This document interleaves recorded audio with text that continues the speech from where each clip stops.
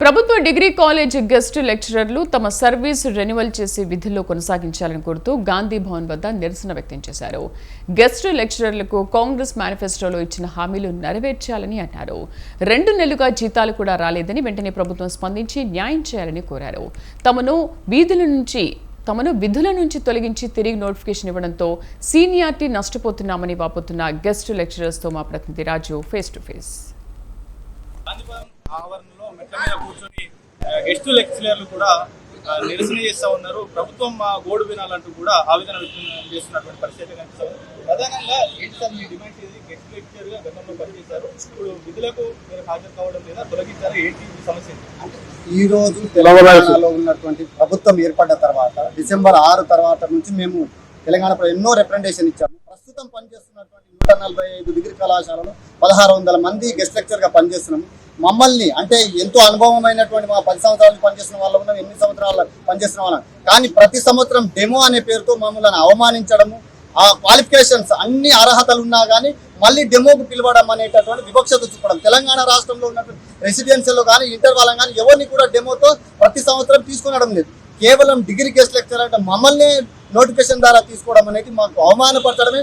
మేము ప్రభుత్వానికి రిప్రజెంటేషన్స్ ఇవ్వడం జరిగింది. ప్రజావాణిలో 32 రిప్రజెంటేషన్ ఇచ్చాం. మొన్న కూడా మాకు చిన్నారెడ్డి గారు కావచ్చు, దివ్య మేడం గారు కావచ్చు, తర్వాత బుర్ర వెంకటేశ్వర గారి దగ్గరికి ప్రిన్సిపల్ సెక్రటరీ గారికి ఈ విషయాన్ని తెలియజేసినా కానీ మా మీద కక్ష కట్టి ఈరోజు నోటిఫికేషన్ ఇచ్చి మళ్ళీ నోటిఫికేషన్ ద్వారానే మీరందరూ సెలక్షన్ కావడం అనేటటువంటిది మేము ప్రభుత్వానికి విన్నవించుకున్నా కానీ మా గోడు వినకుండా ఈరోజు మళ్ళీ నోటిఫికేషన్ ఇవ్వడం వల్ల ఇక్కడ పనిచేస్తున్నటువంటి 1000 మంది గెస్ట్ లెక్చర్లు అందరూ కూడా డిస్టర్బ్ అయ్యేటటువంటి అవకాశం ఉంటుందండి.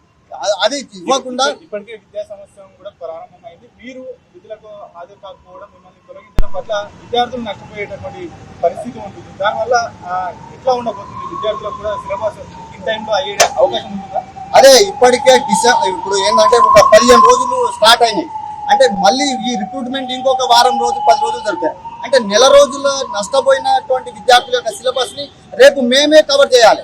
ఇది చేయకుండా మేమేం చెప్తున్నాం, ఇప్పుడు ప్రస్తుతం పనిచేస్తున్నటువంటి డిగ్రీ గెస్ట్ లెక్చర్లను రెన్యువల్ చేయండి, అదొక్కటే ప్రభుత్వాన్ని మేము రిక్వెస్ట్ చేస్తున్నాము. ఈ నోటిఫికేషన్ ద్వారా ఇవ్వడం కాదు, ప్రతి సంవత్సరం ఇది ఒక ప్రహసనంగా మారింది. కాబట్టి ఈసారి పనిచేస్తున్నటువంటి వాళ్ళు ఈ ఒక్కసారి అవకాశం ఇవ్వండి సార్, మేము మళ్ళీ మీ ప్రభుత్వానికి కోరి తర్వాత మీ మీద ఇష్టంతో మాకు న్యాయం చేస్తామని చెప్పేసి మీకు ఓటేసి గెలిపించినాం. కాబట్టి దానికి ప్రతిఫలంగా ఈ ఒక్కసారికి పనిచేస్తున్నటువంటి ప్రతి డిగ్రీ లెక్చరర్కి అవకాశం కల్పిస్తే, కంటిన్యూ చేస్తే మేము ఎక్కువ గొంతెమ్మ కోరికలు కోరట్లేదు, ప్రస్తుతం పనిచేస్తున్నటువంటి వాళ్ళను రెన్యువల్ చేయమని చెప్పేసి మాత్రం అడుగుతాను.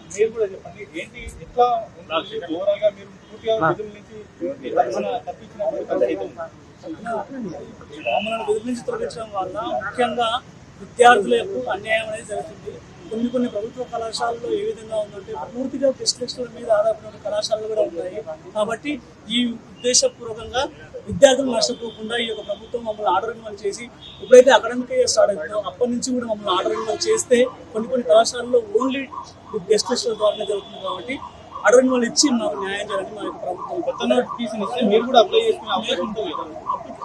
అవకాశం ఉన్నా కానీ మాకున్నటువంటి ఎక్స్పీరియన్స్ కూడా కన్సిడర్ చేయకుండా కొత్త వాళ్ళని తీసుకునే అవకాశం అంటే ఈ విధంగా చేయడం వల్ల చెప్పాలంటే ప్రిన్సిపాల్స్ వాళ్ళ రిలేషన్స్ అలాంటి తప్పులు జరిగే ఉంటాయి. కాబట్టి మమ్మల్ని రెన్యువల్ చేయాలని మేము అనుకుంటున్నాం. 2 నెలల జీతాలు కూడా గత సంవత్సరం అకాడమిక్ ఇయర్ 3 నెలల జీతాలు కూడా మాకు పెండింగ్ లో ఉన్నాయి, అవి ఇంతవరకు కూడా రిలీజ్ కాలేదు.